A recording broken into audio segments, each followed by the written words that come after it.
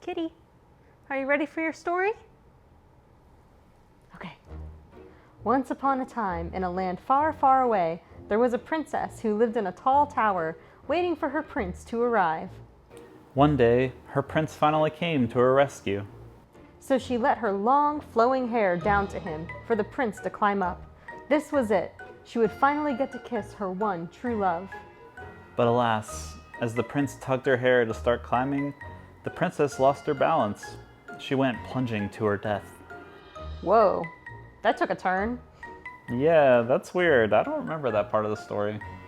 Me neither. Should we move on to the next one? Sure, but I shudder to think what's going to happen to Pinocchio. Ooh.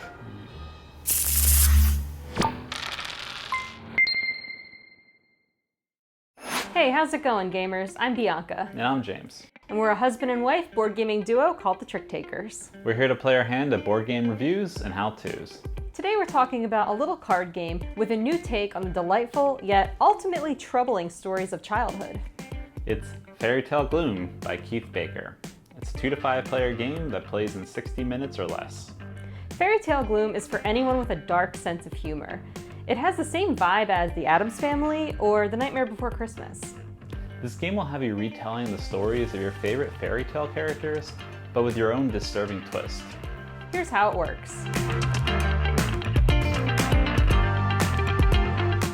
Lay out the 20 character cards on the table. Each player will choose 4 characters to form their family and tell stories about.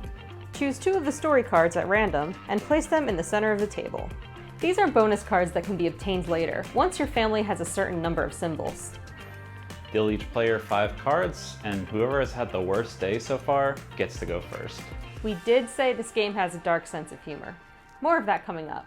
Each turn, players get 2 actions. For the most part, this will mean playing 2 cards from your hand, and there are 3 types of cards you can play. Event cards, which produce an immediate one-time effect. Modifier cards, which stack on top of your characters and add a positive or negative perk. And unhappy endings. Did you say unhappy endings? Well, the game is called Gloom, and the point of it is to make your characters as miserable as possible. That's right. And you'll do this by simultaneously placing negative modifier cards on your own characters while playing positive cards on opponents' characters. So take that, sort of.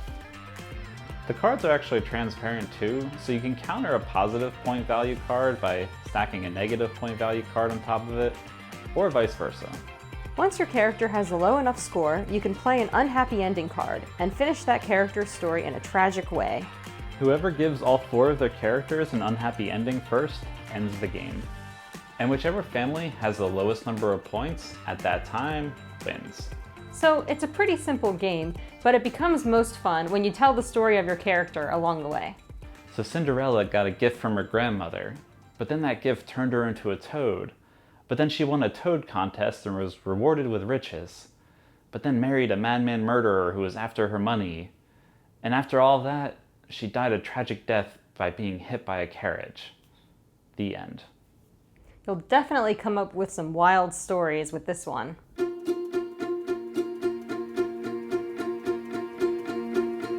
Okay, now that you know how the game is played, let's get into the pros and cons.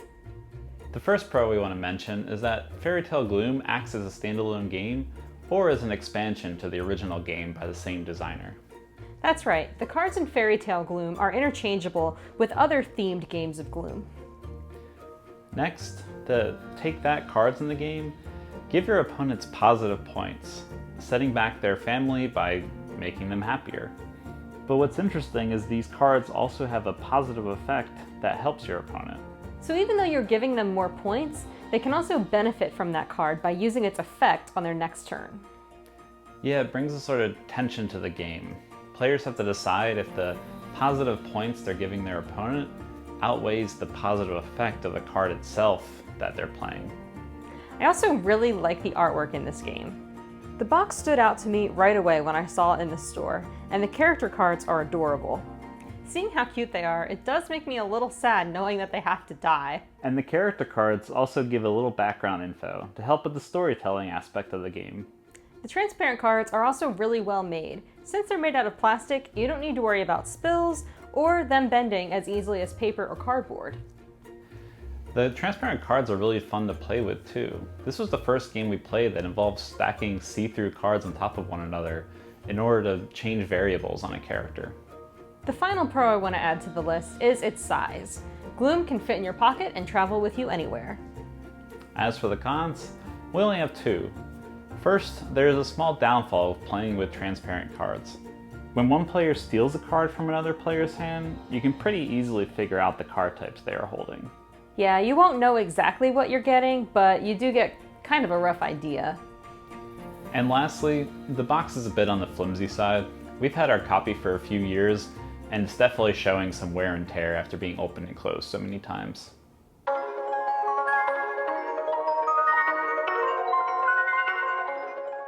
Fairytale Gloom is one of the first games I added to our collection, and it has not let us down. It's a fun, light card game that will appeal to storytellers with a dark sense of humor. Yeah, it's pretty easy to introduce to new players. Have you tried Fairytale Gloom? Or maybe one of the other Gloom themes? Let us know in the comments what your favorite theme is. If you enjoyed this video, make sure to give it a like. We post new videos every other Thursday, so be sure to subscribe and ring the bell to get notified when our next video drops. Thanks for watching! Tricktakers out.